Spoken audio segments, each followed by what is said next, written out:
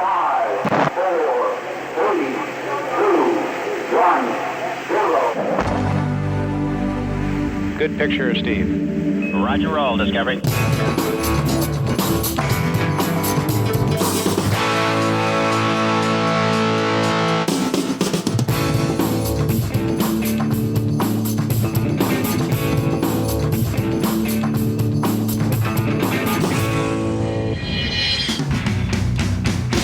On nous l'avait prédit, les objets connectés seraient le prochain Eldorado de la tech. Que ce soit un Nest racheté une fortune par Google ou encore la Watch d'Apple, ils peinent à s'imposer dans le quotidien. Alors, quelles en sont les raisons? Ne sont-ils réservés qu'aux geeks? Vont-ils enfin provoquer un tsunami? Débat. Bonjour à tous et bienvenue dans le studio de l'école 42, le studio qui accueille chaque semaine désormais On refait le Mac. Très heureux de vous retrouver après 2 semaines d'absence. Je vous rappelle que vous pouvez nous retrouver en plus de notre chaîne préférée sur Dailymotion, sur notre chaîne YouTube. N'hésitez pas à vous abonner. Vous pouvez également nous podcaster si vous aimez podcaster l'émission sur iTunes en une version HD et une version audio. Et puis n'oubliez pas notre application iOS, aussi bien pour iPhone, iPad, mais aussi l'Apple TV pour regarder notre émission chaque semaine sur l'écran, la télé. Et puis si vous aimez également les réseaux sociaux, vous aimez débattre autour de l'émission, n'hésitez pas à vous abonner sur le compte Facebook d'On refait le Mac, le groupe Facebook d'On refait le Mac, sans oublier le compte Twitter bien sûr, pour poser les questions dans l'émission, ou encore répondre à nos différents sondages, avec comme invité, comme chroniqueur cette semaine pour discuter avec moi des enjeux, du futur des objets connectés, presque un habitué désormais de cette émission, un concepteur et designer de talent d'objets connectés, entre autres. Il s'agit de Jean-Louis Fréchin de l'agence No Design. Bonjour Jean-Louis, ça va bien? Bonjour. Tu vas nous parler un petit peu de tes créations ce soir? Oui, tout à fait. Important le design, c'est important l'ergonomie. C'est pour ça qu'on t'a demandé d'être avec nous ce soir. En duplex également, nous avons beaucoup de chance ce soir, puisque nous recevons le papa du tout premier, on va carrément dire ça, du tout premier objet connecté avec le lapin Nabestac. Souvenez-vous, séquence nostalgie, le patron de Saints, monsieur Rafi Aladjan. Bonsoir Rafi. Bonsoir tout le monde. Ça va bien? Très très bien. Saints aujourd'hui c'est Peanuts, c'est bien ça, c'est ces petits objets connectés, on va en parler ce soir. Oui, on a fait du chemin depuis le lapin. Voilà, l'objectif est de démocratiser les objets connectés, c'est d'actualité avec le sujet de l'émission. Autre historique d'On refait le Mac, il s'agit de Cédric Ingrand de la chaîne Info. Bonjour Cédric. Voilà. Alors je suis désolé, je suis au travail, je suis au bureau, et donc ici, là, normalement je suis dans un coin plutôt calme de la rédaction LCI, sinon là vous avez le droit à l'aspirateur, mais voilà. Ça va s'arranger. Il est courageux Cédric parce que ça lui fait des longues journées entre la matinale le matin, ne ratez pas Cédric pour les matins sur LCI dans la matinale, c'est passionnant, jusqu'à tard le soir pour On refait le Mac. Oui, sûr. Oui, exactement. Ça fait 13 heures que je suis là. Voilà. Et enfin, autre chroniqueur, autre maintenant habitué d'On refait le Mac, il s'agit de notre ami Gonzague d'Ambricourt, le Benjamin de cette émission, de la société Bouche Cousue. Bonjour Gonzague, ça va bien? Ça va. Au bureau également, j'espère que la femme de ménage ne va pas débarquer. Voilà, et on attend qu'il devrait arriver parce qu'il est bloqué dans les embouteillages. Un autre chroniqueur cette semaine, il s'agit de Stéphane Zibi, un consultant spécialiste, vous l'avez déjà vu dans cette émission, spécialiste notamment des objets connectés. Il est coincé dans les bouchons, apparemment, il a quelques soucis avec Anne Hidalgo ce soir à Paris, c'est très difficile en ce moment. Allez, on commence avant de rentrer dans le vif du sujet avec le chiffre de la semaine. Le chiffre de la semaine, c'est un chiffre publié par Gartner dans une étude sur les projections de vente d'objets connectés à l'échelle de 2020. Regardez sur ce graphe. Gartner prédit la vente ou qu'il y aurait en circulation 20,4 milliards, je dis bien milliards d'objets connectés de par le monde. On continue à avoir énormément d'espoir, Jean-Louis, autour des objets connectés.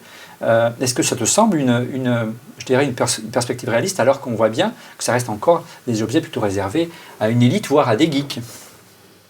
C'est toujours ambivalent, c'est un peu l'histoire de l'aviation. Il y a des gens dont le métier c'est de faire des prédictions, et puis il y a des gens dont la passion c'est de faire des choses. Et forcément, ça raccorde jamais très bien. Je voudrais juste qu'on se rappelle les débuts de l'aviation. Au début, personne ne savait à quoi ça pouvait servir. On disait, on comble un vieux rêve volé, mais à part des meetings aériens, il n'y avait pas d'usage. Et on en est un peu à la même époque. L'aviation a été inventée en 1903. Alors en 1913, il y a une guerre qui a un peu accéléré le développement de l'aviation. Les objets connectés, j'espère qu'il n'y aura pas de guerre. Il y a ce qu'on en voit, il y a sa réalité, il y a des applications dont on ne parle jamais mais qui sont là. Donc il faut être prudent. C'est des objets. Bon, les objets existent depuis toujours, il y en aura toujours. C'est des services, il y en a toujours eu, il y en aura toujours. Le mariage des deux, ça va continuer. Peut-être pas sous la forme CES, ministre qui vient voir les startups, mais en tout cas, C'est d'actualité. on est dans quelque chose qui va durer longtemps. Rafi, il y a une petite réaction à ces projections. On continue à avoir énormément d'appétence autour des objets connectés, alors que ça a du mal à démarrer quand même. Tu es bien passé pour le savoir. Tu es un acteur attentif de ce marché-là. Je pense que les objets connectés, ça n'existe pas. Les objets connectés, c'est plus un concept qu'une catégorie nouvelle de produits qui existent sur les rayons et qu'on achète en plus de ce qu'on achetait auparavant. Les objets connectés, c'est le fait que tout type d'objet finira par être connecté. Et le jour où la machine à laver sera connectée à Internet, est-ce qu'elle sortira de la catégorie machine à laver pour rentrer dans la catégorie objet connecté, ou est-ce qu'elle restera dans la catégorie machine à laver? Enfin, le vrai comparable pour moi, c'est les objets électriques. À un moment donné, au 19e siècle, enfin au début du 20e siècle, tous les objets sont devenus électriques. Les fers à repasser qui étaient au charbon sont devenus électriques. Les machines à laver qui tournaient à manivelle sont devenues électriques. Les trains à vapeur sont devenus électriques et les brosses à dents qui étaient manuelles sont devenues électriques aujourd'hui. Donc aujourd'hui, on est dans la même situation où à peu près n'importe quoi va devenir connecté et pour autant, c'est pas une catégorie à part. Là où on commet une erreur et qu'on continue à être déçu, c'est qu'on considère que c'est une catégorie à part et on ajoute des Fitbit à des Apple Watch et à des lapins et à des balances connectées. Tout ça, c'est la première phase, c'est la phase pionnière. Jean-Luc parlait de l'aviation, mais pour parler de choses qui sont plus proches de nous, rappelez-vous du début de l'Internet, je veux dire de 94 jusqu'à l'explosion de la bulle Internet. L'Internet servait à rien, il n'y avait pas grand-chose. Qu'est-ce qu'il nous reste aujourd'hui, à part Yahoo, de ce qu'il y avait du début de l'Internet? Rien. Pour se rapprocher un peu plus d'une réalité, on a posé une question cette semaine, c'est le sondage de la semaine à notre audience, à savoir s'ils utilisaient des objets connectés dans votre vie quotidienne. Regardez les résultats de ce sondage. Vous êtes près de 520 à avoir voté. Vous êtes une majorité à ne pas utiliser d'objets connectés, encore 37%. Pourtant, c'est une population assez geek, c'est assez révélateur. 33% utilisent plutôt des montres ou des bracelets type bracelet d'activité. Ensuite, en troisième position, les deux, à savoir les montres et bracelets connectés et la domotique. Et enfin, en dernière position, 11% uniquement des objets connectés liés à la domotique. On voit qu'il y a encore beaucoup d'évangélisation à faire, y compris parmi notre audience qui est plutôt à se sensibiliser. On va encore essayer ce soir, peut-être un petit mot peut-être de Cédric brièvement. Je suis d'accord avec Rafi sur le fait qu'on est vraiment sur une, je ne sais pas si c'est une première génération, mais une première génération d'usage. C'est-à-dire que c'est comme les immeubles à Paris, ça fait longtemps qu'on a arrêté de mettre des plaques disant eau et gaz à tous les étages. Maintenant, c'est devenu quelque chose d'implicite. Le fait qu'un objet soit connecté dans quelques années, mais même dans 2 ans, 3 ans, sera plus du tout un événement. On rentrera dans une sorte de normalité. C'est comme se demander s'il y a une connexion Internet dans l'appartement dans lequel tu emménages. Il y en a forcément une. Enfin, tu vois, tu te poses plus ces questions avec l'acuité avec lesquelles tu te les posais il y a 10 ou 15 ans. Ouais. On va essayer de comprendre, si vous voulez bien, ce soir avec des spécialistes, vraiment des acteurs de ce milieu et des observateurs attentifs de ce marché, comment on peut justement booster et à quelle échelle on va pouvoir vraiment voir se développer ce marché des objets connectés. Mais déjà, on va porter un regard sur un acteur vraiment qui est symbole de ce marché des objets connectés. Il s'agit de Nest. Nest, la pépite des IT, la pépite des objets connectés qui ne brille plus, c'était vraiment le phare, vraiment l'exemple montré par tous. Cette start-up rachetée 3,4 milliards de dollars en janvier 2014 par Google, la société fondée par Tony Fadell, l'un des pères de l'iPod. On s'attendait à un raz-de-marée, y compris de Google, et puis finalement on a vu au fil des années que le raz-de-marée n'est pas venu, que Tony Fadell a quitté l'entreprise, que les résultats de Nest ne sont certes pas si mauvais, 1 milliard de chiffre d'affaires pour 2015, mais on est loin, ils sont loin d'équiper tous les foyers. Est-ce qu'on peut encore une fois prendre cette fois-ci Nest comme un exemple contraire, à savoir qui illustre les espoirs déçus des objets connectés, Cédric? La mésaventure de Nest. On risque toujours d'avoir raison trop tôt. Ça, c'est à Rafi qu'il faut poser cette question. Mais appeler ça une mésaventure, c'est un peu excessif. Il y a eu, on le sait, des erreurs de gestion. Il y a eu énormément d'ambition. Mais c'est pas parce que tu te plantes que tu avais tort. Tu avais probablement raison, mais au mauvais moment. Peut-être que les mêmes choses à un moment différent, dans 2-3 ans, auraient marché beaucoup mieux. Ils ont quand même fait des chouettes produits, même si j'ai des réserves sur leur caméra de surveillance. Je pense qu'en fait, ils avaient tort, parce que La grande illusion qu'on a eue, moi le premier, c'était de penser que du jour au lendemain, la majorité des gens étaient prêts à payer 250 € pour un objet compliqué dont ils ne comprenaient pas l'usage. Si on regarde comment les objets qui nous entourent et qui sont devenus mass market ont pénétré le marché, ça ne s'est pas du tout passé comme ça. La plupart des gens ont commencé à avoir un téléphone portable dans leur vie parce que c'était un objet familier qui permettait de faire un truc qu'ils savaient faire, c'est-à-dire composer un numéro et dire « allô ». Et ça coûtait 1 € ou ça coûtait 1 franc parce que c'était subventionné par l'opérateur mobile. Quand on compare ça avec le marché de l'Internet des objets aujourd'hui, on va à la FNAC dans un rayon honteux qui s'appelle les objets connectés. On a des trucs qui sont très très compliqués à comprendre. Ça coûte 250 €. C'est ça qui fait qu'aujourd'hui, le seul marché des objets connectés, c'est celui de des cadeaux de Noël. Avant, on ne savait pas quoi offrir à un homme à Noël à part une cravate. Maintenant, on a le choix entre la cravate et le bracelet connecté. Ça va l'occuper pour la configurer, c'est ça, pour les fêtes de Noël.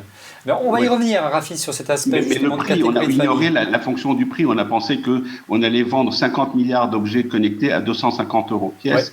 Ouais. On n'entre pas dans une catégorie comme ça. Et puis au-delà, donc la notion de la simplicité et du prix sont des éléments essentiels et il fallait commencer par là. On va y revenir tout à l'heure. Tu vas voir justement sur les raisons principales et les freins du développement du marché.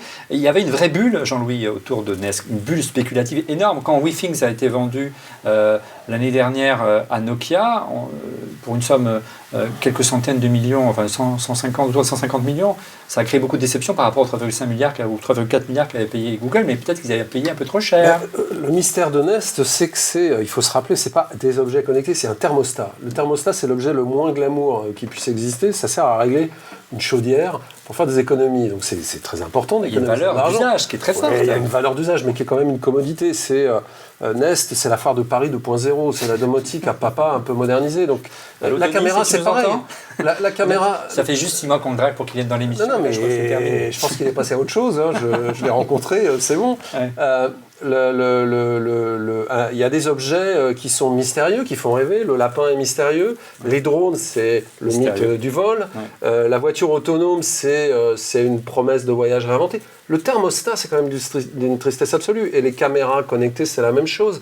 Reconnaître le visage de vos enfants ou des gens qui rentrent chez vous, c'est des marchés de terreur. Enfin, c'est pas des marchés sur lesquels... C'est de la domotique, quoi. C'est de la domotique, c'est marché de commodité. Ça répond à des pseudo-besoins, parfois importants pour le thermostat et régler son énergie correctement pour sauver la planète. Mais c'est pas des marchés qui peuvent, comme l'iPhone, etc. Donc, faire avec la qualité d'un iPhone un simple thermostat, il y a une cohérence qui n'est pas là. Donc, les succès de Nest sont pas minables. Hein. C'est un objet... J'ai des chiffres quelque part. 5 millions de thermostats vendus et 40% rien qu'aux USA en 2015. Voilà, tout le monde aimerait avoir des choses comme ça. Mais par rapport à ce qui était dépensé, effectivement... On est loin des 60 millions de smartphones vendus par Apple quasiment chaque trimestre. Peut-être une petite réaction de Gonzague. Oui, moi, ça me fait un peu penser en partie à GoPro, l'histoire de Nest, parce que ils étaient premiers sur le marché, entre guillemets, à faire du thermostat connecté. Puis après, un peu tout le monde s'y est mis, y compris les très très gros de la climatisation, du chauffage, carrément les sociétés qui vendent l'énergie et le gaz. Donc eux ont pu aussi imposer leurs produits et mettre Nest de côté. Puis Nest s'est mis à vendre sa caméra de sécurité qui coûte une fortune. Là aussi, d'autres marques... Ils n'ont pas développé, qu'ils ont racheté, il faut le dire, 500 millions de dollars. Hein. C'est ça aujourd'hui qui tire les ventes de Nest, c'est pas un produit Nest. C'est le Dropcam, mais c'est un produit qui est facilement réplicable, donc ils n'ont pas un truc de ouf que seuls eux font. Et la seule chose qu'ils avaient, c'est l'attrait du thermostat et toute l'histoire qu'il y avait autour de l'économie d'énergie, et qui aujourd'hui a passé les gens que ça a séduit, un peu comme GoPro, parce que GoPro, j'arrête pas de le raconter, mais tout le monde n'est pas skieur professionnel ou snowboarder à faire des images de fou.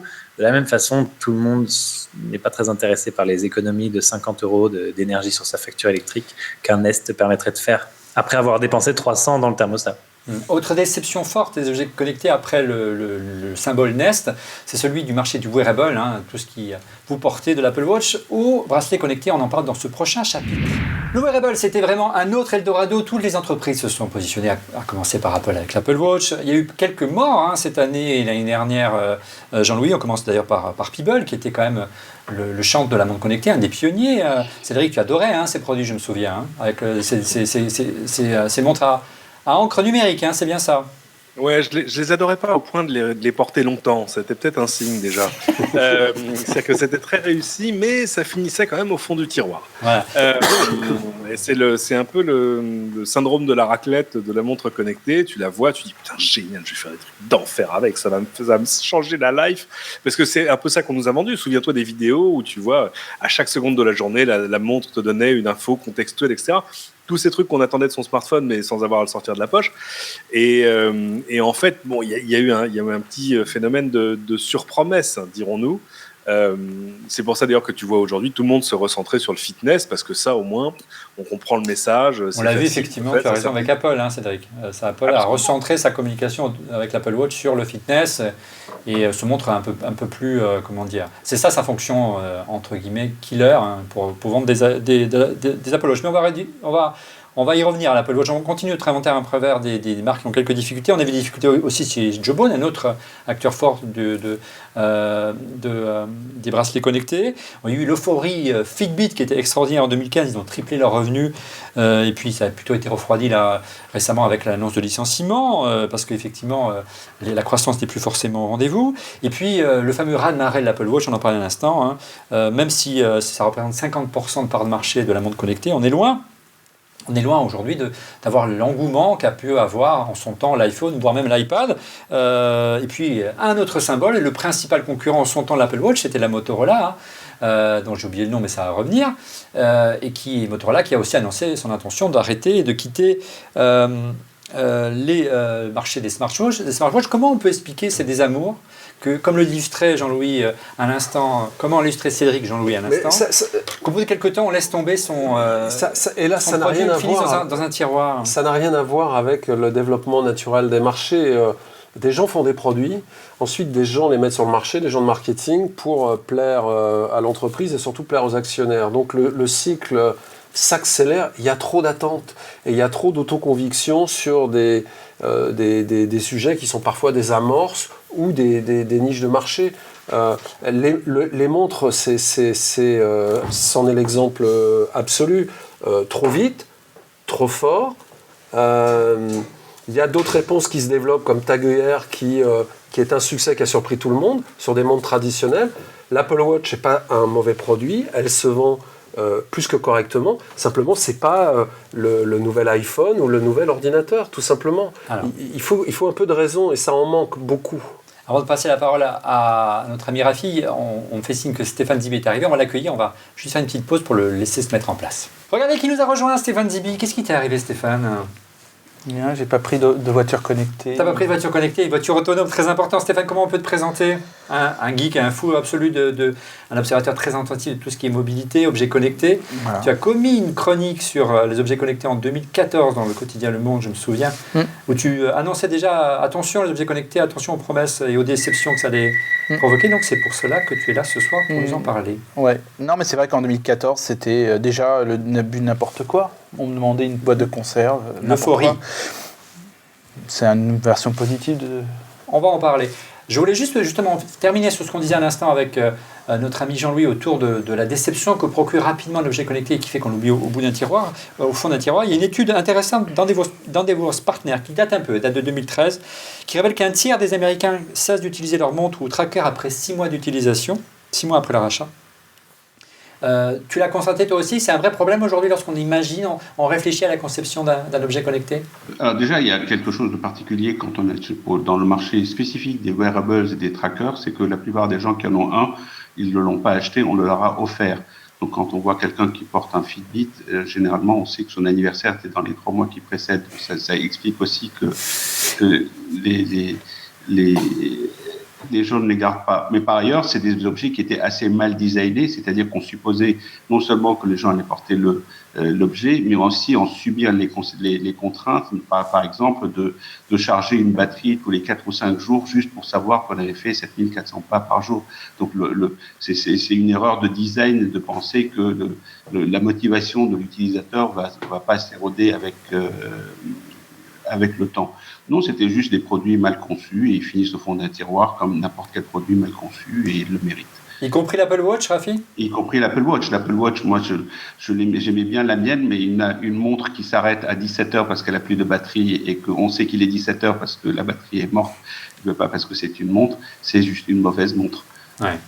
Ça s'est un peu amélioré quand même un petit peu. J'ai du mal à prendre la défense d'Apple ces dernières semaines, mais quand même un petit peu ça s'est c'était un amélioré. mauvais produit, c'était mal designé. Ouais. La première génération n'était même pas une version bêta, on est d'accord.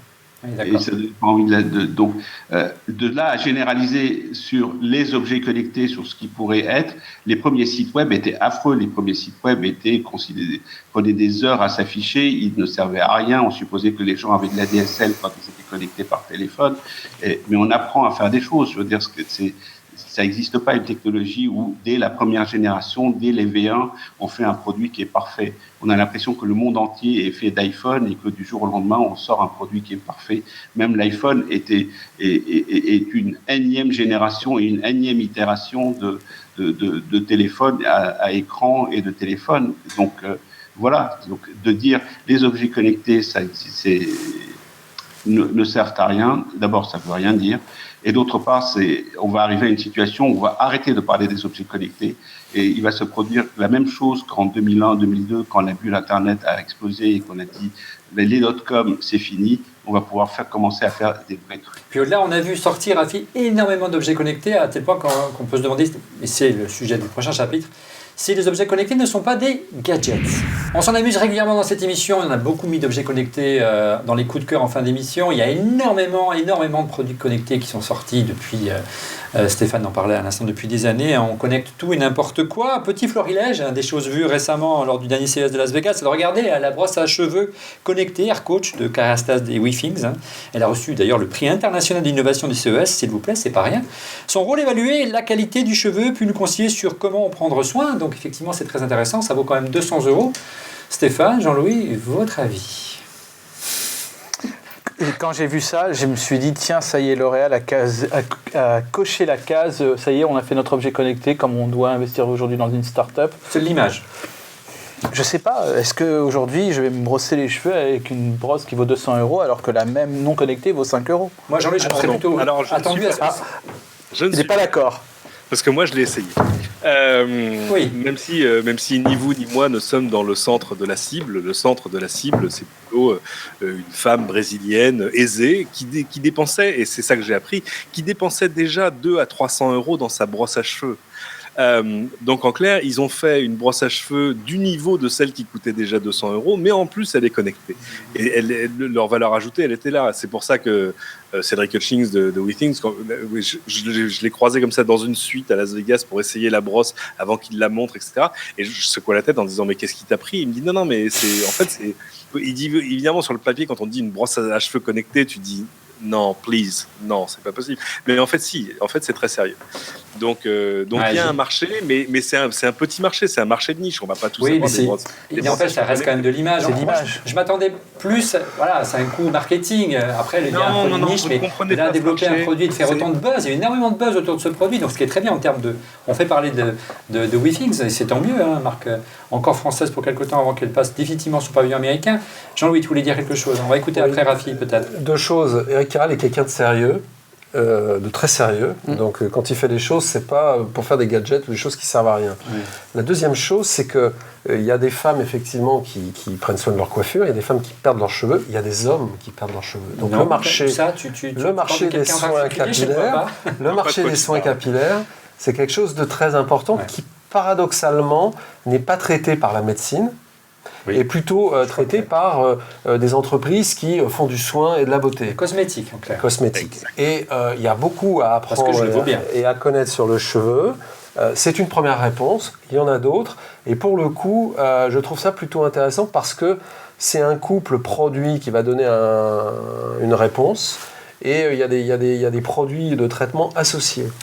Il est là le modèle économique. Hein. Le modèle économique, c'est que les coiffeurs vont l'acheter, ils vont vous brosser les cheveux avec, et l'application va dire « Ah, je vois bien, c'est sec, c'est fourchu, c'est je sais pas quoi, il vous faut tel produit. » C'est pour ça que c'est Kerastase qui le vend, parce que Kerastase, c'est professionnel. J'en doute pas une seconde.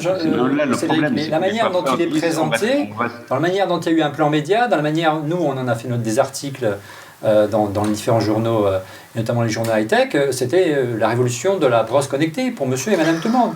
Mais ça, Voilà, quand je et c'est les vendu cite, comme ça. Après, c'était effectivement, Withings, tu as raison, il y a un c'est marché pas de grave. niche, mais c'est quand même intéressant de voir.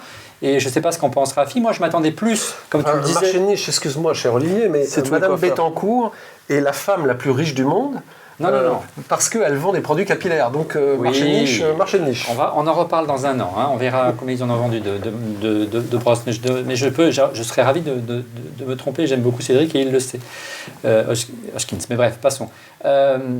Rafi, ton avis concrètement par rapport à ça? Moi, je m'attendais plus à une stratégie, comme le disait Cédric à l'instant, une stratégie à l'Amazon avec les fameux boutons connectés. Effectivement, on distribue gratuitement cette brosse dans les salons et on conseille et on vend derrière, comme la stratégie Gillette, des produits cosmétiques dans les Sephora, chez les coiffeurs, qui correspondent véritablement à l'attente du client sur mesure. Là oui, il y a un marché, mais de manière grand public, je demande à voir. Et moi, j'ai peur qu'on crée une déception par rapport à cela. Je pense que c'est toujours une question de prix. Il y a un truc dont on parle jamais quand on parle des objets connectés, c'est que c'est les prix. Est-ce que la même brosse à cheveux connectée, si elle coûtait 25 €, est-ce qu'on se poserait les mêmes questions qu'on se pose ici? La plupart du temps, dans les objets connectés, on se dit, est-ce que cet usage vaut les 150 ou les 200 € qu'on est en train de payer? Est-ce qu'une brosse à dents électrique à 200 € a un sens? Une brosse à dents électrique à 200 €, personne ne l'achèterait, alors qu'une brosse à dents à, je sais pas combien ça coûte, 39 €, tout le monde en achète, finalement. On est d'accord. J'ai mieux quand même, j'ai mieux. J'espère que cet objet-là va tous vous mettre d'accord et on écoutera peut-être Gonzague réagir sur cet objet. C'est le jean qui fait GPS et qui tremble quand il faut tourner, ça c'est exceptionnel, ça vaut près de 150 €. Et je vous passe bien sûr les toilettes connectées et j'en passe. Et des meilleurs, on cherche un peu la valeur d'usage. On a vraiment l'impression, Gonzague, qu'aujourd'hui on veut connecter tout et n'importe quoi. Hein. Alors, cela dit, 150 € pour un jean, c'est proche du prix des autres jeans sur le marché. Oui, je suis pas sûr que ça soit. Oui. Ça me fait penser au cloud. On veut tout à la sauce cloud, même des choses qui sont pas vraiment cloud. Tout le monde dit c'est cloud. Là, la même chose avec les objets connectés. Il faut que tout soit connecté. Ça n'a pas toujours d'intérêt et effectivement, parfois, ça part dans des délires un peu étranges. Ouais. En préparant cette émission, tu me disais que tu voulais insister sur un point pour expliquer aussi peut-être les déceptions provoquées autour des objets connectés. On a rajouté donc une petite chose en dernière minute, c'est la dépendance aux services que représentent ces objets connectés, parce qu'ils sont liés, tu le disais, au cloud notamment. On parlait de Nest. Nest a racheté une société qui s'appelle Revolve et ils ont complètement arrêté le service de Revolve. Revolve, c'était un hub pour la maison connectée, donc ça parlait plusieurs protocoles, etc. Ça permettait d'interagir avec plein d'objets. Ils ont tout arrêté, donc du jour au lendemain, les gens se sont retrouvés avec des boîtiers qu'ils avaient payés, qui se sont briqués, qui ne peuvent plus servir à rien, et personne n'a repris derrière l'hébergement de ce service ou son développement, donc ça s'est arrêté. Il s'est passé la même chose avec Nabastag, sauf qu'avec Nabastag, il y a eu une reprise du service derrière, mais à un moment, les gens se sont dit, zut, mon lapin ne va plus servir à rien. Et ça, c'est deux petits exemples, mais ça peut arriver tous les jours, et ça arrive sûrement avec plein de boîtes dont on n'est même pas au courant. Et ça arrive avec les objets connectés et les objets non connectés. C'est plus un problème de cloud qu'un problème de connecté. C'est un problème de dépendance au cloud général qu'on a et qui touche les objets connectés, mais à peu près tout le reste. Je trouve que c'est beaucoup plus gênant quand tu as acheté un objet qui ne peut marcher qu'avec ça. Quand tu achètes un service et que ce service, on te dit désolé, mais dans 6 mois, on ne sera plus capable de le faire, vous n'allez plus être facturé pour votre service et on ne va plus pouvoir le livrer. Bon, ok, vous pouvez récupérer vos données, ça s'arrête, passez ailleurs. Là, l'objet ne peut plus du tout servir. Et ça, c'est ce qui me gêne le plus. Allez, on va vite avancer et passer aux questions Twitter. Première question de Christophe Aigron sur Twitter via le compte On Refait le Mac. Le piratage ne va-t-il pas pourrir le système, Stéphane? C'est vrai qu'on a beaucoup parlé des risques. Oui, on a parlé des risques, mais là, la dernière fois, quand il y a eu... d'intrusion sur les réseaux personnels via les objets connectés qui ne sont pas forcément sécurisés. On a eu la dernière fois, il y a eu Twitter, eBay, PayPal et plein d'autres sites qui avaient été arrêtés, qui avaient été plantés parce que la faille initiale venait d'un baby monitor. À force de les multiplier, on oublie l'essentiel, c'est qu'aujourd'hui, tout est cyber-attaquable. Oui. Donc, il faut faire un petit peu attention et je pense que ça a été une bonne piqûre de rappel. J'espère que maintenant, tous les objets connectés pourront et devront être sécurisés, mais je trouve que c'est un des points faibles de ces systèmes-là. On peut dire qu'il y a Jean-Louis ou Stéphane qui n'avaient pas forcément une prise de conscience de la nécessité de blinder ces objets connectés au moment où on les sortait. L'urgence était d'arriver sur le marché, time to market. Plutôt ça. Chez les techniciens français, si, parce que sinon on ferme tout, et puis mais c'est pour ça qu'on fait rien en France et qu'on les fabrique ailleurs. Ouais. Mais si vous êtes tout nu et que vous entendez des questions sur l'innovation, si quelqu'un dit risque, vous êtes sûr que c'est un Français. C'est-à-dire qu'il faut aussi inverser réglementation, et régulation et réglementation. C'est-à-dire que pour réinventer, pour innover, pour avancer, pour dépasser tout ce qu'on peut entendre, un peu de caricatural sur les objets connectés et continuer à avancer, comme le disait très bien Rafi, il faut bien sûr pas confondre les obligations, les devoirs, les dus, et puis la nécessité d'innover, surtout dans l'état où on est aujourd'hui. Donc on ne peut pas faire de la régulation, de la protection et de la gestion du risque un concept. C'est une obligation. On la met dans un coin, on le fait. Mais on n'en fait pas la gloriole. La gloriole, c'est de prendre des risques pour faire des lapins, des objets qui nous aident à commander la maison, ou essayer d'inventer la maison un peu aidée numérique qui n'est pas encore là. Il y a encore beaucoup de boulot. Alors, autre préoccupation très très française, ou du moins européenne, c'est celle sur la vie privée. On sait que les objets connectés, ils nous surveillent entre guillemets en permanence. Donc, question de Vlad 75003 via le compteur Orphelmac. Vie privée menacée par tous ces objets connectés à l'utilité discutable. Peut-être une réaction de Cédric. Si l'utilité est discutable, alors il ne faut pas les acheter. Parce que personne ne vous a forcé à les installer chez vous. Ce que racontait Stéphane tout à l'heure sur l'histoire c'était pas que des babyphones, c'était en fait toutes ces webcams chinoises, toutes ces petites caméras de surveillance qui, par simplicité, tournaient sous Linux. Et ils n'avaient même pas choisi les fonctions. Enfin, ils avaient mis un petit Linux dedans, mais avec toutes les fonctions, même des trucs pour faire du mail, des trucs qui n'ont aucun intérêt quand tu as une caméra de surveillance. Et c'est par là que les pirates sont rentrés et ont réussi à en pirater des milliers. Oui, je complète d'ailleurs parce qu'on met tout sur le dos des objets connectés. Alors, il y a les vulnérabilités qu'énonce Cédric, déjà des choses qui sont jamais mises à jour et qui sont pleines de portes ouvertes, mais il y a aussi nos box qui, via le protocole UPnP, et donc les appareils qui s'y connectent, ouvrent plein de portes. En fait, c'est comme si on avait un appareil à la maison qui poussait les portes d'entrée et qui ouvrait les serrures en disant c'est bon, vous pouvez entrer. Et c'est ça qui a créé cette grosse vulnérabilité. Ouais. Donc oui, c'est vrai que moi je vois même des débats, tu vois, sur Linky, le nouveau compteur connecté, en disant mais vous vous rendez compte, EDF va savoir à quelle heure je me lève parce qu'ils vont voir l'utilisation de mon ballon d'eau chaude et de ma cafetière. Ce que je rappelle toujours en pareil cas, c'est que ton opérateur téléphonique, il sait où tu es, il sait à quelle heure tu te lèves et il sait à quelle heure tu te connectes sur Pornhub. Il sait quelle télé tu regardes aussi. Il sait à peu près tout. Quelle chaîne de télé tu regardes. Il sait plus trop quelles applications tu installes, mais quand même.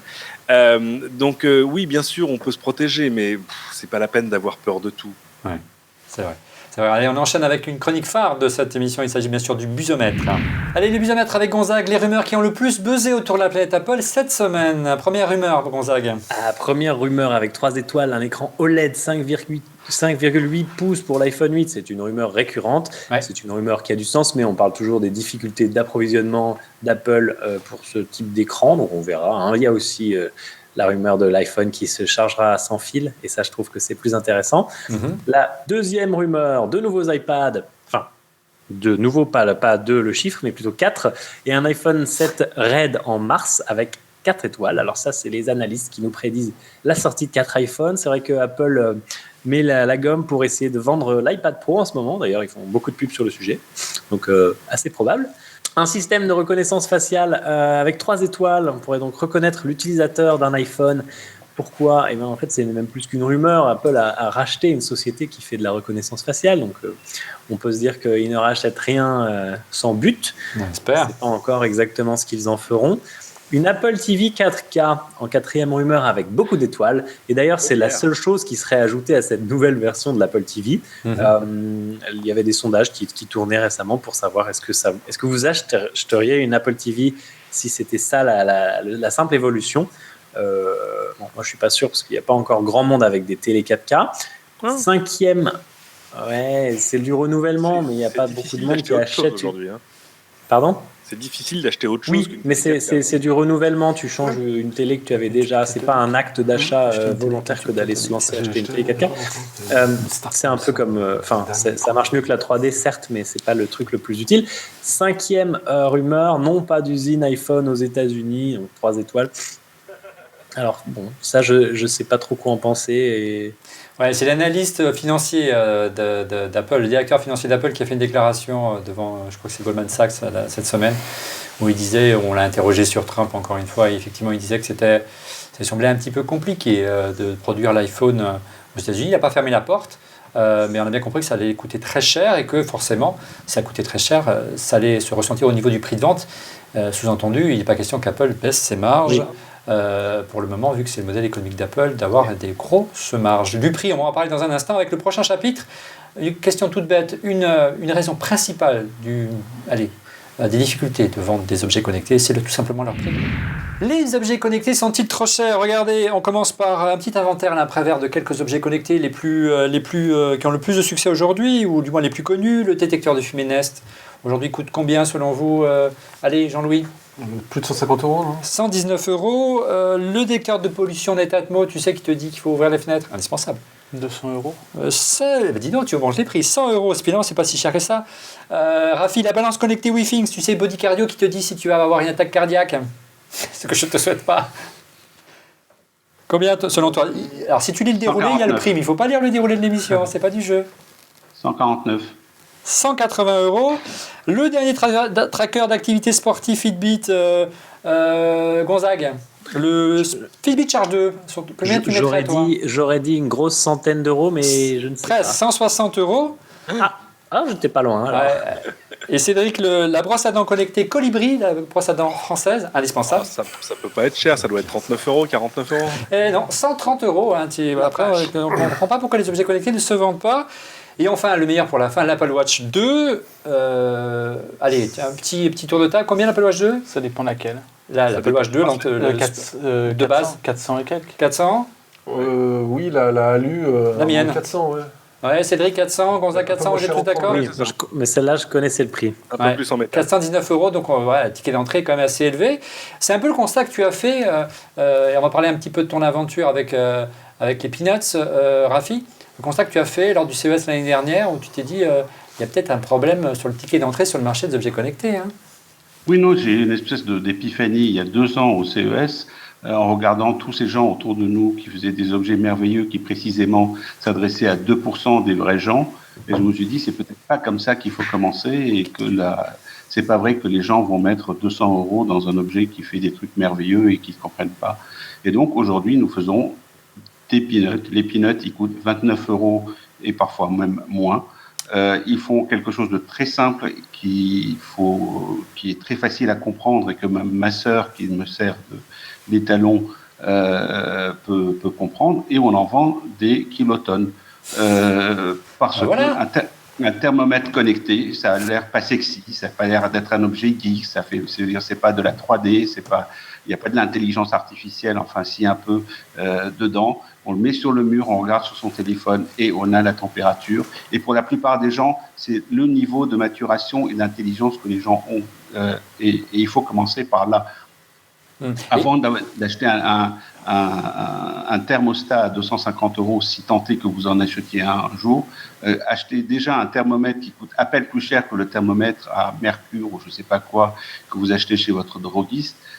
C'est une façon d'initier et de faire la pédagogie des gens. Ouais. Un peanut aujourd'hui, ça coûte autour des 30 euros, hein. C'est ça, Rafi, hein? 29 euros. Et mais surtout, ce qui est original, c'est qu'on ne le trouve pas forcément à la FNAC au rayon objets connectés. On peut le trouver dans un vulgaire bureau de tabac, dans un kiosque, dans une caisse de supermarché. Ça peut être vendu un peu dans une station-service, un peu partout. Hein. Et ça aussi, c'est qu'en gros, on ne vend pas des objets connectés, on vend un service. Là, on va sortir le Med Peanut, qui est un truc qui rappelle de prendre ses médicaments quand on le met à l'intérieur d'une boîte de médoc. L'expérience de l'utilisateur, c'est je vais en pharmacie acheter des médicaments et il y a un truc qui me dit je t'aide à te souvenir de prendre les médicaments que tu viens d'acheter. Donc contextuellement, j'achète quelque chose qui est un complément d'un besoin que j'ai, et je n'achète pas un objet pour geek, je n'achète pas un objet connecté, je ne sais pas si ça s'appelle un objet connecté, c'est juste un rappeleur de prendre ses médicaments. Jean-Louis ou Stéphane en plateau, est intéressante cette approche en disant ben voilà, arrêtons la course à l'innovation à tout prix qui coûte cher, hein, ce qui peut expliquer à juste titre le prix parfois élevé des objets connectés. On ne doute pas que ça coûte cher, il y a de la recherche, de l'innovation et du logiciel, il n'y a pas que du matériel. Mais derrière, il faut populariser, il faut un ticket d'entrée relativement raisonnable. Il y a un axiome dans les objets connectés, c'est que tout ce que dit Rafi est intéressant. Mais bien sûr. Ça, c'est le premier. Le second, Rafi, tout ce que dit Rafi est intéressant. Voilà. Le second, c'est les objets connectés, et Rafi vient de le dire, c'est plus des services que des objets. Et c'est même des biens dans des services. C'est une nouvelle classe économique. Hein. On n'est plus les biens, les services, etc.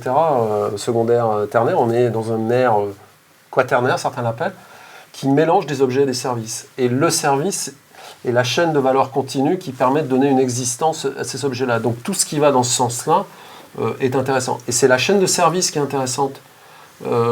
Est-ce que un cloud est meilleur pour t'apprendre à te brosser les dents que ta maman? Je ne crois pas. Je ne crois pas. Par contre, des petits éléments du quotidien qui t'aident à monitorer ta maison, avoir la vraie température. Ah, il fait froid, mais non, il fait pas froid. Mais si, regarde, il fait temps. Ça, c'est des choses du quotidien, c'est des usages réels. Michel de Certeau parlait de l'invention du quotidien. Donc, être moins ambitieux d'un point de vue technologique, mais être plus dans la réalité des usages, bien sûr que c'est une piste intéressante. Et puis, Stéphane, une réaction? Rafi, oui, excuse-moi, Rafi, sur Hangout. Mais je pense il y a on est dans le même passage que ce qui s'est passé avec les apps. C'est qu'avant, quand tu achetais un logiciel à 800, 1000 euros ou 1000 francs, je ne sais pas, dans une boîte en carton avec un manuel gros comme ça, avec des tonnes de fonctionnalités, et tu l'installais sur ton ordinateur et tu passais des années à essayer de savoir comment ça marchait exactement. Et puis sont venus les apps, des trucs qui coûtaient entre gratuit et 0,99 euros, qui faisaient très peu de choses par rapport à ce que ton gros logiciel très cher permettait de faire, mais des milliards de gens le faisaient. Les gens retouchent plus souvent leurs photos sur Instagram que sur Photoshop.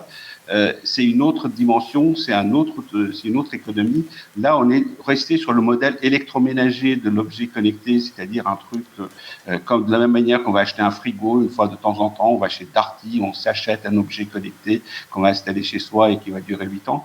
Non, il faut faire des objets connectés qui sont beaucoup plus casual, plus directs, qui s'insèrent dans la vie, qui sont jetables. Bon, c'est pas très écologique, mais qui sont jetables, mais qui sont pas chaque fois comme si on achetait chaque fois une téloche. C'est ça. Stéphane, tu voulais dire un petit chose sur le prix, je crois? Oui. Bah en fait, le truc, c'est qu'avant, en tout cas maintenant, c'est toujours un peu la même chose, mais c'est vrai que le prix avant était, et même toujours un peu maintenant, la preuve avec la liste de prix que tu as pu nous donner il y a quelques minutes, on avait le prototype, une pré-industrialisation et une industrialisation. Et c'est pour ça que même certains, dont c'était pas le métier, Nike par exemple, ils sont mis à dire mais est-ce qu'on est en train de devenir une tech compagnie? Oui. Et ils oubliaient même leur métier originel. Ils ont sorti pour les objets connectés du temps de l'iPod avec le Nike Plus. Mais c'était ça. Et en gros, au moment où même ça marchait le mieux, où même ils ont fait le plus gros lancement de leurs produits quelques mois avant, ils ont décidé de tout arrêter. Parce que finalement, même quand on est en haut, qu'est-ce qui est plus important? C'est l'usage, le service et surtout les datas qu'on a derrière. À la fin, l'objet... Puis il y avait un Tim Cook au conseil d'administration qui leur disait vous devriez plutôt nous laisser la place, que l'Apple Watch va arriver. Hein. Ça devait jouer un petit tour. Tu crois que c'est ça? Il y a une Apple Watch Nike Plus aussi. Sur le fond, je suis d'accord. Sur le fond, c'est vraiment le service et la valeur qui est important et le lien direct. Surtout qu'entre le moment où on conçoit, et là je me tourne vers ceux qui conçoivent les objets connectés, à savoir Jean-Louis et Rafi, entre le moment où on conçoit un objet connecté et il arrive sur le marché, il y a une concurrence qui arrive au sein même avec les smartphones. Et ils évoluent tellement vite que ces smartphones intègrent des fonctions chaque année avec chaque évolution, que ce soit du Samsung de Galaxy qui devrait bientôt arriver le 8, ou encore l'iPhone 8 qu'on attend en septembre. On va arriver de nouvelles fonctionnalités. Tu donnais l'exemple de Nike Plus. Aujourd'hui, on a un podomètre, on a un accéléromètre, on a un GPS dans nos téléphones qui laisse un petit peu le champ aux objets connectés se restreindre. Peut-être Cédric, Rafi, réagir sur ce sujet, ou même Gonzague. Oui, mais sauf qu'on n'a qu'un seul téléphone et si on veut tout savoir sur tout, il va falloir acheter plein de téléphones et en mettre partout. Donc c'est un peu une solution un peu chère plutôt que de mettre des espèces de petites punaises intelligentes ou de post-it intelligents sur toutes les choses. C'est ça qu'il faut chercher à faire. C'est des espèces de post-it intelligents que je pose partout et qui étendent la capacité de mon... Cédric Gonzague. Oui, parce que en fait, les objets connectés sont consubstantiels de l'explosion du smartphone. En clair, le smartphone nous a servi de super télécommande pour opérer plein de nouveaux objets, à qui on n'avait plus besoin de rajouter du computing, un écran, etc. etc. Mais maintenant, il y a plein de fonctions qui sont recentrées dans le téléphone. Je voyais le chiffre le plus intéressant que j'ai vu à CES cette année, c'est le syndicat de l'électronique américain qui dit que 47% des dépenses technologiques des gens au sens large vont dans leur téléphone. 47%. On comprend bien pourquoi c'est là que c'est en train de se passer. Donc, ouais, je suis assez d'accord avec Rafi. Ce qui reste à organiser autour, c'est plutôt des choses qui coûtent pas cher et qui se coordonnent avec le centre de computing qu'on a dans la poche dans toute la journée, quoi. Gonzague, peut-être pour conclure. Moi, en dehors de la partie complication, prix, etc., et redondance, ce qui me gêne dans certains objets connectés, c'est qu'ils accumulent énormément de données, mais dont on ne se sert jamais. C'est un sujet que vous avez évoqué. Et en fait, c'est fantastique que ça calcule ton rythme cardiaque, ton poids, est-ce que tu vas avoir une attaque cardiaque, mais si à force de s'en servir, on ne se fait même plus attention à ces infos.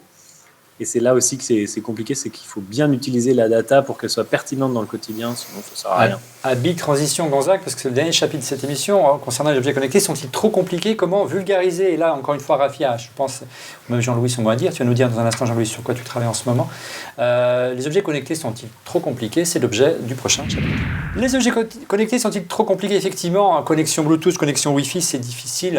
Dans toutes les études marché, Jean-Louis, on voit que le premier frein, c'est installer son objet connecté, le configurer en Bluetooth, le configurer en Wi-Fi. Il y a énormément de progrès qui ont été faits, mais il vaut mieux avoir un petit geek pas trop loin en général. Oui, enfin, l'iPhone a quand même dédramatisé l'accès aux technologies de plein de personnes. Mon repère à moi, c'est ma maman. Et elle a un iPhone aujourd'hui. Elle était un peu exclue de l'informatique et de l'ordinateur. Le téléphone ne lui pose pas de problème majeur. Donc, connecter des choses à son téléphone, c'est du domaine du possible. Mais effectivement... Alors après, la simplicité, nous, c'est quelque chose, c'est très important, mais par contre, on essaye de ne jamais faire des boîtes noires où les gens sont exclus, ne comprennent rien. Ce qui est arrivé dans les automobiles. C'est-à-dire que oui, il faut simplifier, mais il faut toujours donner à comprendre la chaîne de ce qui se passe. Sinon, on asservit un peu les gens plutôt qu'on le rend service. Et concrètement, ça commence par le design, un design qui rassure. Alors nous, à No Design, on a une caractéristique, c'est qu'on fait autant les objets, qui sont très importants pour servir de repères, de symboles et d'éléments de possession qu'on voit. Ouais.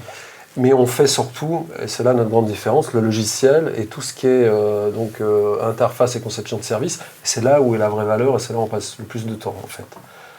Et c'est la boucle de l'ensemble qui fait un système où on peut régler le niveau de simplicité, d'élégance, de confort, d'harmonie, d'utilité, d'usage, etc. C'est parce qu'on maîtrise l'ensemble de la chaîne. Et concrètement, tu peux nous parler un petit peu sur quoi tu travailles en ce moment? Alors il y a trois projets qu'on adore. Alors, je vais peut-être en garder un pour le coup de cœur, donc je vais en donner deux. Il y en a un, c'est très compliqué, c'est très ambitieux, c'est français, c'est une entreprise qui s'appelle Leroy Merlin qui a décidé de faire une plateforme pour une espèce d'OS pour que tous les objets hétérogènes se parlent dans la maison et qu'on puisse, avec une seule interface, opérer cette diversité de tous les fabricants. Donc ils ont essayé de prendre à bras le corps le problème de la maison, et contrairement à Apple, la maison ils connaissent, puisqu'ils ont des magasins, ils vendent des choses. On va en parler d'Apple. Ça s'appelle Enki, ça vient c'est encore un peu en test. C'est vraiment très très ambitieux, c'est un boulot énorme, essentiellement logiciel, sur la valeur et l'usage. Deuxième projet que j'aime beaucoup, parce que là c'est utile et on n'est plus dans la hype et dans le gadget, ces objets, et personne ne rigole s'il vous plaît, ces objets connectés pour les vaches, pour sentir le derrière des vaches. Je dis on ne rigole pas. Non, je ne rigole pas, je suis très sérieux. Pour aider les agriculteurs français qui ne peuvent pas embaucher parce que la main d'œuvre est très chère en France, 7 personnes pour 500 vaches en France, le double en Allemagne et le quintuple en Pologne. Donc, et donc quand les vaches vèlent, c'est-à-dire vont avoir des petits, il faut prévenir le vétérinaire et l'éleveur pour éviter d'être toujours debout, à jamais dormir, jamais se reposer.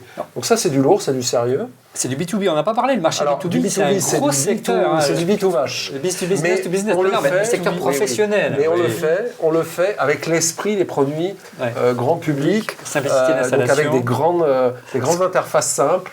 Des systèmes d'objets valorisants pour l'éleveur, parce que quand on travaille, ils aiment bien les beaux tracteurs, on aime bien des belles choses. Et le B2B, ça ne doit pas être la douleur et l'ingénierie à la française un peu tristouille, ça doit vraiment être important. L'agriculture, c'est un marché énorme. Nourrir les hommes, c'est quand même une ambition importante. C'est un projet que j'aime beaucoup. Et c'est un éleveur qui est docteur en physique qui s'est lancé là-dedans. C'est une personne extraordinaire. Donc c'est un projet qu'on aime beaucoup. C'est des projets qui ont du sens. Tu viendras nous faire la démo dans Refait le Mac. Mais je compte sur toi. On viendra avec Marguerite. J'ai hâte de voir ça. Je sais pas qu'on arrivera à la faire rentrer là dans le studio de l'école 42. Avec grand plaisir. Mais ils vont être ravis à l'école 42, ça la fera un petit peu de fraîcheur. Bref, Gonzague, toi qui es un fou des objets connectés, je me demande combien tu dois en avoir chez toi entre le bureau et la maison. Une des constatations qu'on a fait rapidement, nous geeks qui utilisons beaucoup d'objets connectés, c'est qu'il n'y a pas d'interopérabilité entre ces différents objets. Est-ce que tu l'as constaté également ? Oui, alors d'ailleurs ça fait partie d'un point que tu vas mentionner après sur HomeKit. Ouais.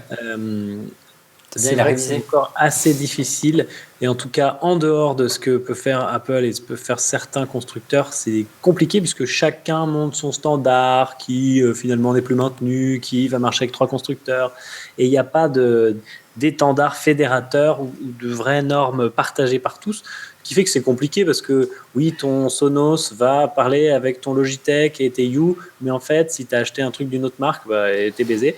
Alors, quand on est développeur et bidouilleur, c'est cool parce qu'on peut se le faire soi-même, ou si l'objet est connecté à IFTTT, passer par une plateforme tierce. Au-delà, bon courage. Rafi, ta réaction par rapport à ça ? On est loin de ces problématiques avec Peanuts aujourd'hui. Encore une fois, la connexion elle est toute simple, entre guillemets, toute simple. C'est du Bluetooth, on n'a pas cherché à se compliquer la tâche. Nous sommes en train de faire le chemin à l'envers, puisqu'on a commencé par faire un objet très très compliqué il y a 13 ans qui s'appelait un Nabasta, qui faisait de la reconnaissance vocale, du RFID qui bougeait les oreilles, qui faisait toutes sortes de choses extraordinaires. Aujourd'hui, on fait tout le chemin à l'envers et on enlève les fonctionnalités. On a fait aussi avec Mother le problème de l'interconnexion avec IFTTT et on s'est rendu compte que ça concernait personne. Parce que aujourd'hui, statistiquement, le nombre de gens qui avaient et une Mother et des lampes Philips Hue et une prise connectée et un truc, c'était 17 personnes. Ouais. Parce que Gonzague, Olivier, Cédric, c'était des gens qui avaient mis 2500 € dans toute cette quincaillerie pour avoir le plaisir de la lumière qui s'allume quand tu ouvres la porte de chez toi, ce qui est quand même quelque chose de fulgurant et qui fait rêver tout le monde. Donc, il faut se poser les questions dans l'ordre. Donc, la question de l'interopérabilité va se poser à un moment donné, mais va se poser au moment où les gens auront des objets à interconnecter, ce qui est aujourd'hui pas le cas. C'est la phase 2. La plupart des gens ont 0,2 objets connectés. Enfin, donc commençons par le. Pas selon Gartner, ils sont 6 milliards d'objets connectés en circulation, c'est énorme. Je sais pas où mais on ne sait pas comment ils les comptent. Comment ils les comptent, ouais. Je me demande s'il n'y a pas des smartphones à l'intérieur. Pourtant, il n'empêche, beaucoup de constructeurs se positionnent, que ce soit Google ou Apple avec HomeKit. Stéphane, tu en penses quoi de la stratégie de HomeKit ? On voit qu'on est un peu dans le flou. La volonté, elle est quand même assez noble de vouloir justement créer une interopérabilité. Ma caméra de surveillance fonctionne avec mon détecteur de mouvement, avec mon baby monitor, bref, avec que chaque objet connecté ait une liaison directe, on puisse créer des scénarios. C'est vrai qu'il y a une volonté de vulgarisation, mais même Apple a du mal. Apple a du mal. Amazon, j'ai une Alexa depuis peu à la maison, mais il y a des skills, donc des développeurs extérieurs qui peuvent éventuellement faire connecter. On va en parler d'Amazon. Voilà. Et je pense qu'il faut avoir des moyens, il faut être gros. Pour avoir cette ambition-là, donc entre Google, Amazon et Apple, je pense qu'il y a... Mais encore, j'ai l'impression de revoir et de revivre l'Atari ST, l'Amstrad, le Commodore 64. Ouais. Et avec la limite que ces choses ne marchent que en langue anglaise pour l'instant. Bien sûr. C'est quand même un peu gênant. Ça, j'en parle même pas, parce qu'en gros, c'est réservé qu'aux Américains, tout ça. Jean-Louis, une réaction pour HomeKit ? Alors, HomeKit, c'est formidable, mais c'est le point de vue d'Apple sur le monde. Oui. Et le monde, c'est la maison de Steve Jobs. Ayant un peu pratiqué le roi Merlin, et j'y ai même travaillé quand j'étais étudiant, il y a à peu près une centaine de marques de radiateurs en Europe. Il y a à peu près une cinquantaine de marques d'alarmes. Donc tout ça est et c'est des très petites entreprises. Et ce qu'il y a dans les maisons, c'est ça. C'est pas les machins hyper hype, etc. Donc la maison connectée, il y a des standards, KNX, X10, le vieux standard européen, KNX, le truc basé sur Unix à l'allemande, très bien, très cher, qui n'existe pas en France. Aujourd'hui, il faut faire à la manière du numérique, agréger les choses, autrement simplement, mais à partir d'acteurs qui, eux, comprennent rien au numérique. Le marchand de miroirs, le truc de radiateur de salle de bain, etc. etc. Et le marché, les usages, ils sont là. Ils sont pas dans ces sonos, ces trucs qu'on voit nulle part. On entend beaucoup parler, j'ai jamais vu. Il faudra plusieurs années avant que ça arrive, je pense, Ouais, malheureusement. De toute façon. Mais on est là pour être un peu prospectif. Mais avant de justement de porter un regard sur le futur des objets connectés en conclusion de cette émission, et notamment on va parler beaucoup des assistants vocaux qui sont très à la mode. On va avoir votre avis, messieurs, sur leur développement. Un petit mot avec Cédric sur la simplicité d'installation. Il y a beaucoup d'appétence également des opérateurs pour créer un réseau d'objets connectés. Il y a d'ailleurs une licorne en France qui s'appelle Sigfox, Cédric. Là, on simplifierait grandement le déploiement des objets connectés si on avait juste à allumer et il se connecterait automatiquement à un réseau. Ça devient une réalité. C'est le cas sur toute une série de capteurs, parce que ça a été évoqué très rapidement tout à l'heure, mais il y a toute la partie immergée de l'iceberg que sont les objets connectés. Par exemple, tout ce qui connecte les villes intelligentes, enfin, le fait que tu puisses mettre des capteurs de pollution dans les feux rouges, bref, tout ce qui gère les transports. C'est le gros marché des capteurs et des objets connectés. En fait, pour l'instant, il se trouve plutôt là, parce que c'est des gens qui en ont besoin, qui en tirent une valeur et qui sont prêts à payer. Donc, évidemment qu'il y a un gros travail à faire sur la simplicité. Maintenant, il n'y a pas, c'est pas comme une casquette, c'est pas taille unique. C'est-à-dire qu'il y a des objets qui ont besoin de beaucoup de bandes passantes. Donc, tout à coup, Sigfox ou LoRa, ça marche pas. Mais c'est vrai que ce qui s'est vraiment passé, c'est que il y a eu l'explosion du smartphone d'un côté dans la poche des utilisateurs qui leur donne déjà de quoi opérer des objets. Et puis plein de choses qui sont mutualisées. Quand tu crées un objet, maintenant il y a des choses qui sont devenues simples. Quand tu vois que des fondeurs de composants comme Intel ou STMicro font aujourd'hui des chipsets qui sont spécialisés dans la gestion des drones, tout à coup tu peux faire un drone juste parce que tu as une idée un peu différente de celle du voisin. Tu auras, comme avant, tu n'avais pas besoin de réinventer un ordinateur pour faire un logiciel, tu auras les composants déjà tout prêts pour le faire. C'est aussi pour ça qu'on a cette espèce de bouillonnement incroyable de chacun fait son petit objet connecté dans son coin. Mais tout ça va se rationaliser derrière des standards, derrière des choses. Et je suis d'accord avec Jean-Louis, ça va arriver au moment où les gens en auront besoin, c'est au moment où ça deviendra vraiment grand public. Allez, pour conclure cette émission, on va parler du futur des objets connectés et d'un succès qui semble pointer le bout de son nez, notamment aux États-Unis, c'est les assistants personnels de domicile dans la lignée d'Amazon. Les assistants de domicile type Amazon Echo, on fait beaucoup parler d'eux ces derniers mois, mais avant on va dire bonsoir à Rafi. Merci d'être venu, Rafi, tu dois partir, tu as une obligation. Merci à toi d'être rendu disponible. Merci de m'avoir invité. À bientôt. À bientôt, on aura l'occasion de te réinviter bientôt, j'espère. À biento, Rafi. Au revoir. Je disais donc, le succès d'Amazon a un peu surpris tout le monde, Jean-Louis ou même Stéphane qui n'a pas beaucoup parlé ce soir. On ne s'y attendait pas, ce raz-de-marée Amazon des États-Unis. Je ne sais pas si on peut parler de raz-de-marée, il n'est pas encore arrivé en France. Mais c'est vrai qu'il a surpris beaucoup de gens. Il y avait Siri, il y avait Google Now dans les téléphones. Tu y crois, cette vision de l'assistant de la famille dans une maison ?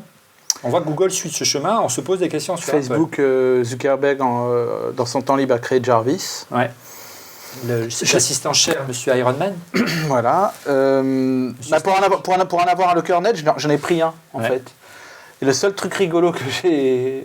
un truc intéressant, je ne savais pas trop quoi lui demander, vu le peu d'applications et d'objets connectés compatibles. Ma Sonos, ça ne passait pas. Enfin bon, il y en a d'autres, quoi. C'était Alexa, sing me a song. Voilà. Donc il t'a chanté une chanson. Voilà, c'était très agréable. Le matin, je ne savais pas trop quoi lui demander. Et ça a été le cas. Et j'ai mis une petite vidéo d'ailleurs sur Instagram, si vous voulez aller voir. Mais en fait, non, ce qui est intéressant, c'est qu'il y a une partie skills. Et dans la partie skills, les développeurs d'objets connectés, s'ils veulent être rassemblés sur Echo, avec Alexa, devront faire une petite couche logicielle ou une petite adaptation pour pouvoir être compatibles. Alors peut-être qu'on va tendre vers une certaine universalité, ce qu'on disait auparavant. Donc je ne connais pas trop les autres stratégies des autres, Google et encore moins Facebook, parce que j'ai juste vu une vidéo postée par Zuckerberg un jour. Mais pourquoi pas ? Parce qu'en fait, il y a un truc, par exemple un truc tout bête, on perd toujours sa télécommande de sa télé. Oui, surtout quand on a plusieurs télécommandes. Plusieurs télécommandes, il y a les enfants, etc. Eh bien, on lui dirait, tiens, Alexa, allume-moi la télé. Et mets-moi la une, ou qu'est-ce qu'il y a ce soir à la télé, etc. Il sait ce que j'aime, etc. Ça pourrait être intéressant. Mais il faut que ce soit un peu auto-apprenant, il faut qu'il y ait un truc. Pour l'instant, on en est Alors pour l'instant, le produit n'est pas encore arrivé en France parce qu'il y a le barrière de la langue, mais on peut penser qu'il va être franchi puisqu'il a été franchi par les différents concurrents. Ça arrive en Angleterre, là, ça y est. Voilà. Ça reste toujours la langue anglaise, mais on a vu que Siri est arrivé en France et Google a également avec son système. Google a suivi, Jean-Louis, avec Google Home. Il y a également un marché qui se profile. Tu y crois? Est-ce que tu crois qu'Apple va y aller également? Ou alors au contraire, à partir du moment où on a tous des assistants vocaux dans nos téléphones, voire dans nos montres, on n'aurait pas besoin d'un assistant de plus à la maison. À quoi je crois, c'est l'intelligence artificielle appliquée à des interactions multimodales. Alors c'est un peu pédant et compliqué, mais c'est-à-dire des manières d'interagir avec des machines de différentes sortes. Je parle, je bouge, je tape, j'appuie sur un bouton. Et l'intelligence artificielle va permettre d'organiser tout ça. Il faut des grosses puissances de calcul. Alexa n'est qu'un enabler, n'est qu'une porte d'entrée à un monde Google a des arguments pour la puissance de calcul. Qui va pouvoir se connecter à plein de choses. Là où je regarde Google, dont le nom Home est un peu réducteur, mais Amazon aussi, c'est dans la maison, on voit bien ce que ça peut donner, puis un petit peu caricatural, mais dans l'automobile, on n'en a pas parlé, mais c'est un objet connecté qui va le devenir encore plus jusqu'à devenir connecté pour être autonome. Ces interactions multimodales, la voix, le geste, la vision vont être centrales pour pouvoir échapper à l'action de conduire. Tout ça, c'est l'intelligence artificielle qui va être le moteur de service des objets connectés. Et ça se design aussi, pour être humain ou pas, pour faire comprendre aux gens un nouvel espace cognitif, c'est-à-dire pas leur faire croire que c'est des humains, mais leur dire « je suis une machine à votre service » pour être humaniste et honnête. Si ce n'est pas un homme, on doit le dire. Il y a des défis énormes, en tout cas pour le design. Ouais, tu t'es pas mouillé sur Apple. On va poser la question à Gonzague et Cédric, votre avis, qui va gagner? Amazon, Google, Apple? Est-ce qu'Apple va y aller? Et au-delà, est-ce que le modèle il est bon? Gonzague peut-être pour commencer. Actuellement, je vois pas grand monde gagnant. Je vois que Google utilise les humains pour apprendre. Ils sont très malins avec tout leur captcha en nous faisant cliquer sur des images de gazelles, d'éléphants et de devantures de magasins pour lui faire reconnaître des images. Non, pour l'instant, je vois pas encore de gagnant parce que ce qui est difficile, c'est d'avoir une conversation suivie avec ce genre d'assistant. Alors, même si ça existe chez d'autres, c'est pas encore très très pratique à utiliser. Et il faut savoir qu'il y a d'autres acteurs qui vont se lancer dans ce domaine. Alors, tu parles d'Apple. Bon, moi, je trouve que Siri, pour l'instant, c'est un peu limité, encore plus en France. Mais Sonos va se mettre aussi à faire du contrôle vocal. Alors, ils l'ont annoncé à demi-mot, mais avec ton enceinte à la maison, tu pourras aussi te faire reconnaître. Et le génie de faire tout ça, c'est que ça soit rapide, que ça ait bien reconnu ce que tu as demandé et que ça fonctionne, comme vous le disiez en plateau, avec d'autres choses que juste faire une recherche sur Internet ou faire passer une commande sur Amazon. Donc il y a un ensemble de trucs qui, pour l'instant, font que c'est assez déceptif. Stéphane, il l'a dit, il ne sait pas quoi faire avec son Amazon Echo. Ah bah oui, chante-moi une chanson. Bon, une fois que tu l'as fait 3 fois pour amuser les amis, tu ne le fais plus. Donne-moi l'heure, tu peux regarder ta montre ou ton téléphone. Tout ça. Donc pour l'instant, il manque aussi beaucoup d'usages avant de pouvoir définir qui sera le gagnant de cette course.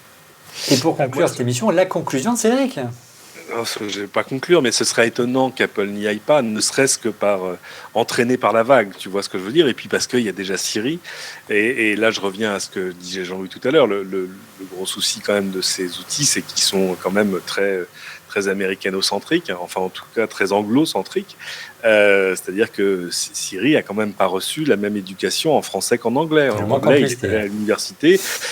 Ici, il est en primaire quand même dans l'ensemble. C'est-à-dire que si vous ne croyez pas, sortez votre iPhone, appuyez sur Siri et dites Siri, quelle est la distance de la Terre à la Lune? Et vous verrez Siri qui vous explique comment aller chercher les trucs sur Google. Donc c'est pas voilà. Je suis d'accord sur le côté déceptif, mais ce qu'on voyait à CES cette année, en tout cas avec Alexa, c'est le fait que on l'intègre peu ou prou dans tous les trucs qui ont un haut-parleur et un micro. Parce beaucoup que d'API, ça coûte pas cher. Voilà, il y a une API, ça devient assez simple. Ça, on va le voir partout. Ce qui va être amusant, ça va être ceux qui vont arriver à intégrer Alexa et Google et pourquoi pas Apple, mais ça, j'y crois beaucoup moins. C'est-à-dire que tout à coup, tu vas pouvoir comparer les réponses que te donnent les trucs en même temps. Enfin bref, il faut dire qu'Amazon, sur tous ses services numériques, est bien mieux implanté aux États-Unis que chez nous. Chez nous, ils viennent de commencer à faire de la VOD. Bon. Ouais. Donc je crois pour le coup aux chances de Google parce qu'ils sont déjà dans les poches d'énormément de monde avec Android. Notamment avec leur puissance de le nombre considérable de serveurs qu'ils ont à la disposition. Quand on voit les difficultés qu'a Apple en matière de cloud, historiquement, peut-être que les choses se sont arrangées depuis. On peut se poser la question s'ils sont le mieux placés pour répondre à ces enjeux-là, mais il n'est jamais trop tard. On aura l'occasion de revenir sur les sujets. Les objets connectés, vous l'avez compris, c'est un sujet qui nous passionne et on y reviendra régulièrement dans cette émission. En attendant, on passe à vos coups de cœur. Allez, les coups de cœur. On commence tout de suite avec Cédric. Oui, sachant que Rafi est parti, mais Jean-Louis est là, forcément, il fallait leur faire honneur. Donc, j'ai cherché un objet qui soit connecté, qui ait un joli design et qui soit vraiment utile, et j'ai trouvé le Graal. Ceci vient de chez nos amis de Logitech, s'appelle Spotlight. C'est une petite télécommande pour les gens qui passent leur vie à faire du PowerPoint et du Keynote. Là aussi, on est normalement face à un objet qui est souvent assez moche. Tu vois, le Pavlov qu'on te file dans les salles de conférence ou les petits trucs qui font pointeur laser. Ils ont réussi, à améliorer le design, parce que je trouve ça très joli. Et gold is best. Il existe aussi en gris, c'est comme un iPhone. Mais voilà, la connexion est simple parce que tu as une petite clé USB qui est ici. Mais ça marche aussi en Bluetooth. C'est pas mal quand tu as un MacBook Pro et que tu as que l'USB, c'est partout. Et puis, il n'y a pas de pointeur laser, mais tu peux pointer quand même avec un petit plugin qui marche sur PC et Mac et qui te permet de faire un zoom dans une partie de l'image, d'isoler une partie, voire même de contrôler le pointeur avec c'est comme une Wiimote, c'est pas nouveau.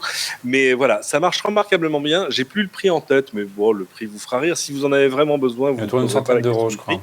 Ça se recharge, vous le chargez pendant 1 minute, ça tient 3 heures. Bref, c'est bien conçu et voilà, c'est une belle réinvention. C'est la télécommande qu'aurait rêvé Steve Jobs pour ses keynotes, c'est ça, Cédric ? C'est exactement ça, c'est la réinvention d'un objet chiant. Oui, il y a une ancienne Darcos qui a été formée à l'ENSI à Paris, qui travaille chez Logitech, qui est le...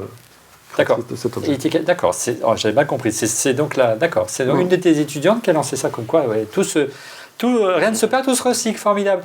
Puisque tu as la parole, Jean-Luc, quel est ton coup de cœur ce soir ? Moi, c'est un projet qu'on a conçu avec une dirigeante de start-up qui est une jeune femme brillantissime et un ingénieur, 2 ans de recherche. Ça s'appelle IO, c'est un objet qui transforme n'importe quelle pièce en espace d'interaction gestuelle.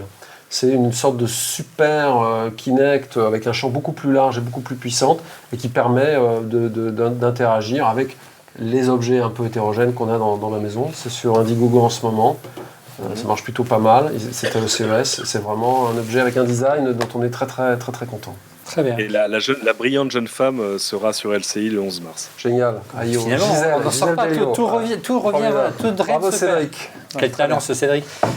Stéphane, ton coup de cœur ce soir ? J'en ai 2. Ouais. Un, en fait, c'est un objet connecté français qui s'appelle Dream. Alors Jean-Louis, on peut éventuellement faire quelques remarques sur le design. Moi, je vais juste sur l'usage. Alors, qu'est-ce que c'est déjà ? C'est un casque qu'on met pendant notre sommeil. Donc, tu dors avec un... D'accord. Avec ce casque-là, je ne vais pas le mettre. Mais si. Non. Voilà, très bien, voilà. Et donc, grâce à ça... Tu arrives à dormir avec un casque ? C'est l'inverse. Ah oui, d'accord. Voilà. Non, l'inverse encore. Ça, c'est derrière. Voilà. Donc, on a mal. Voilà. Et donc, voilà illustrer le problème que j'ai pour l'instant avec cet appareil-là. Ouais. Mais en fait, ce qui est très intéressant, c'est qu'il nous maintient en sommeil profond et nos nuits peuvent même durer que 3 ou 4 heures. Ouais. On est quand même reposé. C'est comme si on avait fait des nuits de 8 heures. Et ça, c'est quand même quelque chose qui est... Moi, j'ai changé de métabolisme a priori. Ça marche avec les bébés. Il n'y a pas la taille, mais je te dis, ça pourrait être pas mal pour les parents. J'ai trouvé un marché de suite. Voilà, exactement. Et je pense que ça, c'est un très bon marché. Mais c'est vrai que la santé, c'est tout ce qu'on peut améliorer sur le quotidien. Après, moi, c'est vrai qu'on change de métabolisme. Peut-être qu'il faudrait voir à peu près avec ça. Mais bon, c'est un objet français et j'ai trouvé ça très intéressant. Le deuxième, très rapidement, c'est les objets connectés au service d'une noble cause qui est contre la disparition des rhinocéros. Ouais. Et c'est la fondation Sigfox que mène Marion Moreau et qui fait en sorte, en mettant des petits appareils sur les rhinocéros pour qu'on fasse savoir où ils sont, etc., pour éviter qu'ils disparaissent, etc. Et je trouve que ces objets connectés au service d'une noble cause, c'est quelque chose qui est intéressant et c'est la fondation Sigfox qui fait ça. Donc on peut faire des dons Des dons, je pense. Ça, c'est en ligne sur le site. Sur le site de la fondation, mais c'est très intéressant. Voilà, et je trouve ça très intéressant que les objets connectés peuvent servir pas uniquement à nos geekeries. Voilà, mais on va voir, ça devrait se démocratiser quand même dans les mois qui viennent. On aurait pu parler bien sûr de la santé, parce que c'est un créneau très important de développement de la santé connectée. Et Apple, on sent qu'ils ont beaucoup d'appétence pour ça, autour de la montre, on voit bien avec Alfit notamment, mais c'est peut-être encore trop tôt, mais on va y arriver.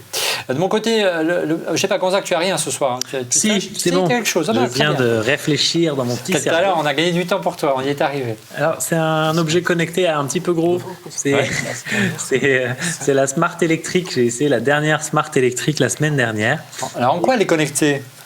Alors, elle est connectée parce qu'en fait, Smart l'équipe gratuitement pour l'instant d'un module qui permet de faire du partage de voitures. Smart l'équipe gratuitement d'un système qui permet de faire du car sharing, donc de mettre sa voiture en location aux autres quand tu ne t'en sers pas, également de te faire livrer des colis à l'intérieur de ta voiture, etc. Donc c'est tout un tas de trucs qui sont explorés en ce moment et qui font partie du Smart Lab, donc ils vont ajouter d'autres applications à la voiture et qui est électrique. Donc moi qui aime bien la ville et qui aime bien l'électrique, je trouvais que c'était un bon coup de cœur.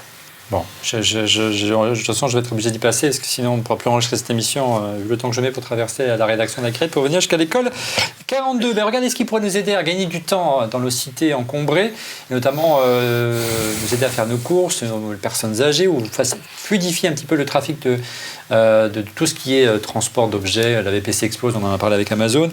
C'est une création européenne, c'est Piaggio, c'est le constructeur de scooter qui crée ça s'appelle le Gita, c'est un mélange entre un drone et un robot, c'est assez étonnant, regardez, c'est monté sur deux énormes roues de 27 pouces, c'est électrique, ça suit son maître, qui est équipé d'une ceinture qui fait que le robot reste à côté de vous, et puis vous le chargez de vos commissions tout simplement, et il vous suit, et vous ramenez tout à la maison sans vous fatiguer, génial.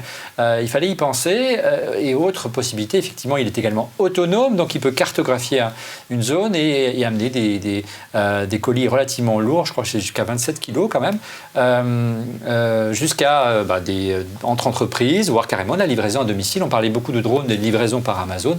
Ça pourrait être une application. Ça reste encore, c'est pas un prototype, hein, ça va arriver très vite. C'est pas juste un concept.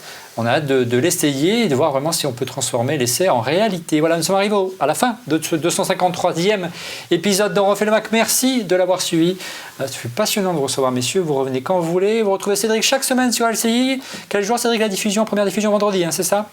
Non, dimanche 14h10. Ouais, j'ai encore tout faux. Très bien. Et donc, cette semaine, tu reçois qui? Un nouveau site de VOD absolument génial qui s'appelle Outbuster, qui est un site de VOD qui montre des films qu'on n'a jamais vus ailleurs, parce qu'ils sont jamais sortis chez nous. Mais du coup, c'est intéressant parce qu'ils ne sont pas du tout soumis à la chronologie des médias. Et voilà, c'est rigolo. Si vous êtes fan de cinéma asiatique et même de cinéma anglais, enfin de toutes ces choses qui n'ont pas la chance d'arriver dans nos salles, c'est pas mal foutu. Bien. Gonzague, tu reviens quand tu veux? La semaine prochaine ? Avec grand plaisir. Bon, et quant à nous, on se retrouve la semaine prochaine. Au revoir.